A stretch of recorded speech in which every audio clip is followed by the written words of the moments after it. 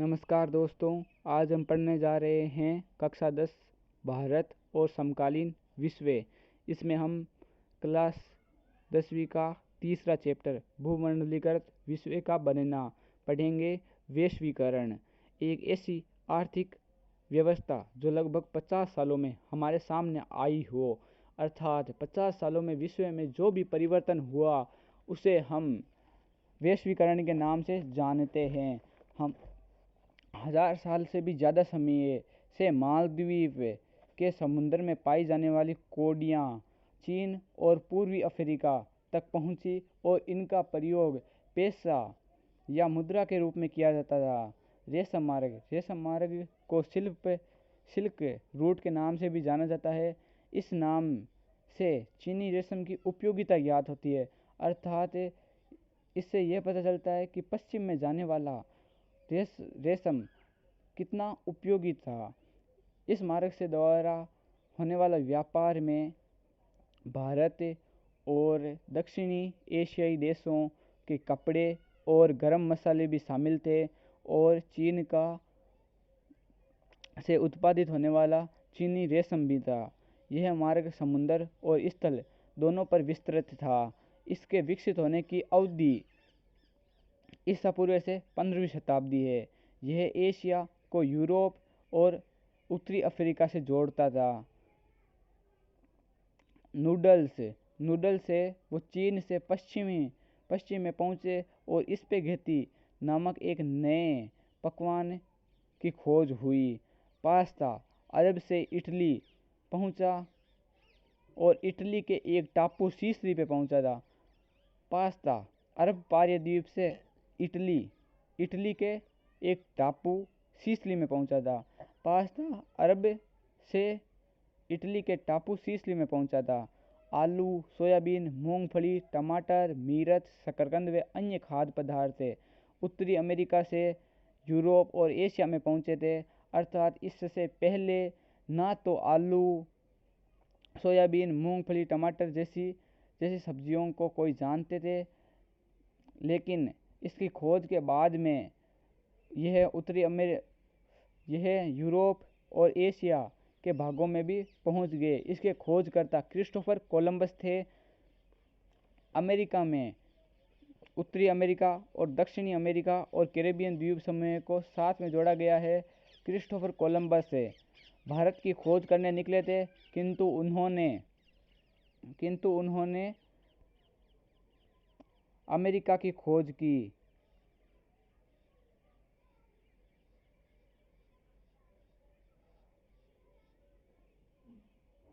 और उन्होंने इन्हें रेड इंडियंस का नाम दिया।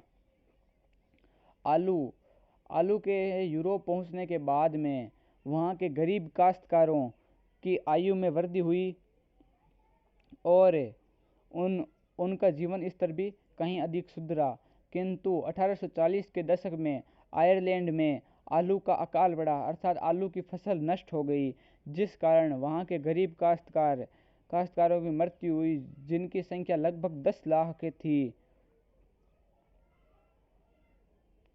पेरू और मेक्सिको की खानों से निकलने वाली कीमती धातुएं जैसे चांदी ने यूरोप की संपदा को बढ़ाया, अर्थात पेरू और मेक्सिको की खानों से कीमती धातुओं जैसे चांदी इत्यादि कीमती धातुओं को निकाल कर या खनन करके यूरोप के देशों में भेजा जाता था, जिससे वहाँ की संपदा बढ़ती जा रही थी। और वहाँ पर अमेरिका के संबंध में कई किंवदंतियाँ भी प्रचलित हो चली थी। इसी कारण यूरोप में डोराडो को सोने का शहर माना जाने लगा था। पुर्तगाली व स्पेनिश विजय अब 16वीं शताब्दी के मध्य में अमेरिका को उपनिवेश बनाने की तरफ यूरोप ने रुख कर लिया था, जिनमें सबसे आगे थे स्पेनिश और पुर्तगाली। कोई भी इनके सैनिकों के पास में कोई भी परंपरागत हथियार नहीं थे, किंतु यूरोप में औद्योगिक क्रांति व स्लम बस्तियों के तथा जनसंख्या अधिक होने के कारण चचक जैसे कीटाणु पाए जाते थे, जो स्पेनिश और पुर्तगाली सैनिक अफसरों के साथ में उत्तरी अमेरिका पहुंच गए, जिस कारण उत्तरी अमेरिका के उपनिवेशों में उत्तरी अमेरिका के लोगों की मृत्यु हुई, किंतु यह संपूर्ण महाद्वीप में फैल गए और कई कई लोगों की मृत्यु हुई और अमेरिका इनका एक उपनिवेश बन के रह गया। इनकी विजय के पीछे प्रमुख कारण चचक के कीटाणु ही थे। 18वीं शताब्दी के काफ़ी समय बाद भी चीन और भारत को विश्व में सबसे धनी देशों में गिना जाता था, जिसका प्रमुख कारण एशियाई व्यापार पर भारत और चीन का दबदबा था। किंतु 15वीं शताब्दी के बाद चीन का दूसरे देशों के साथ संबंध कम होना या अलग थलग हो जाने से यह व्यापारी केंद्र पश्चिम की तरफ खिसकने लगे, अर्थात यूरोप की तरफ खिसकने लगे और यूरोप एक प्रमुख व्यापारी केंद्र बनकर उभरने लगा। आर्थिक गतिविधियों में 3 प्रवाह है: व्यापार, कपड़ा और गेहूं। 19वीं शताब्दी के अंदर कपड़ा और गेहूं व्यापार के प्रमुख घटक थे। श्रम, काम या रोजगार की तलाश में, अर्थात एक व्यक्ति अपने गांव से दूसरे गांव या एक देश से दूसरे देश में काम की तलाश में जाना। पूंजी, अल्प या दीर्घ अवधि के लिए दूर दराज के इलाकों में निवेश करना, अर्थात किसी धनी व्यक्ति के द्वारा एक संपन्न क्षेत्र में अपने धन का निवेश करना और उससे लाभ प्राप्त करना। कॉर्न लॉ ब्रिटेन के द्वारा पारित किया गया एक ऐसा कानून था जिसमें दूसरे देशों से आयातित होने वाले अनाज पर रोक लगा दी गई। इसके रोक लगाने का प्रमुख कारण बड़े बड़े भूस्वामियों का सरकार को मजबूर करना था, किंतु यह कानून लंबे समय तक नहीं चल पाया। इसका प्रमुख कारण गरीब काश्तकारों और उद्योगपतियों को सरकार को मजबूर करना था। इस कानून को हटाने के कारण ब्रिटेन में उत्पादित होने वाला अनाज ब्रिटेन में की जाने वाली कृषि अब बंद होने लगी और वहाँ के किसान या तो दूसरे देशों में चले गए या शहरों की तरफ रुख करने लगे, जिससे शहरों में स्लम बस्तियों का निर्माण होने लगा और औद्योगिक क्रांति प्रारंभ हो गई। इस कानून को लगाने का प्रमुख कारण ब्रिटेन में उत्पादित होने वाले अनाज की अत्यधिक मूल्य था। लंदन 19वीं शताब्दी तक एक प्रमुख वित्तीय केंद्र के रूप में उभर चुका था। यह नई गोदियां बनाने, पुरानी गोदियों को फैलाने, नई जमीन पर खेती करने, अर्थात जंगलों को साफ करके उस पर खेती करने और घरों के निर्माण और नई बस्तियों के निर्माण के लिए धन अर्थात पूंजी का निवेश करता था। 19वीं शताब्दी में लगभग 5 करोड़ लोग यूरोप से अमेरिका में बस गए। यहाँ से बसने का प्रमुख कारण जनसंख्या का बहुत अधिक होना और धर्म के नाम पर भेदभाव करना था। वैश्विक कृषि अर्थव्यवस्था 1890 तक विश्व एक कृषि अर्थव्यवस्था के रूप में उभर रहा था। खाद्य पदार्थों को एक जगह से दूसरे जगह पर पहुंचाने के लिए रेलवे नेटवर्क का प्रयोग किया जाने लगा था और रेलवे नेटवर्क को बिछाए जाने के पीछे अनाज को एक स्थान से दूसरे जगह पर पहुंचाना ही प्रमुख कारण था। पानी के जहाज़ों से दूसरे देशों तक पहुंचाना, अर्थात अनाज को एक देश से दूसरे देश तक पहुंचाने के लिए पानी के जहाज़ों का प्रयोग किया जाता था और उसमें प्रयुक्त होने वाले श्रमिक दक्षिणी यूरोप, एशिया, अफ्रीका व कैरेबियन द्वीप समूह के लोग थे। इससे हम यह समझ सकते हैं कि इनमें काम करने वाले लोग वही थे जिन देशों में मजदूरी कम थी, अर्थात मजदूर कम वेतन में ही काम करने के लिए मिल जाते थे। कैनाल कॉलोनी, नहरी बस्ती, वर्तमान में भारत सरकार के द्वारा पंजाब के प्रति रेगिस्तानी क्षेत्र में नहरों के द्वारा सिंचाई करके नई बस्तियों का विकास किया जा रहा है और पंजाब के लोगों को वहाँ पर बसने के लिए है कहा जा रहा है, जिन्हें कैनाल कॉलोनी या नहरी बस्ती के नाम से भी जाना जाता है। 1820 से 1940 के मध्य में विश्व व्यापार में 25 से 40 गुना तक वृद्धि हो गई थी। 60% हिस्सा प्राथमिक उत्पादों यानी गेहूं और कपास जैसे कृषि उत्पादों व कोयले जैसे खनिज पदार्थों का था। तकनीकी प्रगति के परिणाम। अब हम देखेंगे तकनीकी प्रगति के परिणाम क्या क्या हुए। इसमें तकनीकी प्रगति के परिणामों चौतरफा योगदान सामाजिक, राजनीतिक और आर्थिक कारकों का था। तकनीकी परिवर्तन महत्वपूर्ण तकनीकी बदलाव जो निम्न थे: रेलवे, भाप के जहाज और टेलीग्राफ। स्मिथफील्ड लंदन का सबसे बड़ा पशु बाजार था। मांस निर्यात 1870 के दशक में अमेरिका से यूरोप में मांस का निर्यात किया जाता था। प्रारंभ में मांस का निर्यात न करके पशुओं का निर्यात किया जाता था, जिस कारण कई पशु रास्ते में या तो मर जाते थे या उनमें कोई बीमारी हो जाती थी, जिससे वह लोगों के खाने योग्य नहीं होते थे और यूरोप के सभी वर्गों तक यह मांस नहीं पहुंच पाता था। इसकी कीमतें बहुत अधिक होती थी, जिससे गरीब काश्तकार इसे नहीं ले सकते थे। किंतु धीरे धीरे रेफ्रिजरेशन सिस्टम पानी की जहाज़ों में भी लगाया जाने लगा, जिससे बाद में न्यूजीलैंड, ऑस्ट्रेलिया और अमेरिका के औपनिवेशिक भागों से पशुओं को जिंदा न ले जाकर उन्हें वहीं पर मार कर और उनके मांस को यूरोप तक लाया जाता था, जिस कारण यूरोप के काश्तकार जो गरीब थे उनका भोजन भी भिन्न प्रकार का हुआ और उनके भोजन में अंडे और मक्खन भी जुड़ गया। अफ्रीका महाद्वीप है, यहाँ के कुछ देशों की सीमाएं बिल्कुल सीधी है, जिससे यह प्रतीत होता है कि इसको फुट्टा अर्थात स्केल की सहायता से खींची गई हो, और संभवतः हुआ भी ऐसा ही था। 1885 में बर्लिन, जो एक यूरोप का शहर है, उसमें यूरोप के संपन्न देशों के द्वारा एक सभा बुलाई गई और अफ्रीका के विभिन्न भागों को अपने उपनिवेश के रूप में स्केल अर्थात फुट्टा की सहायता से बीच में बांट लिया गया।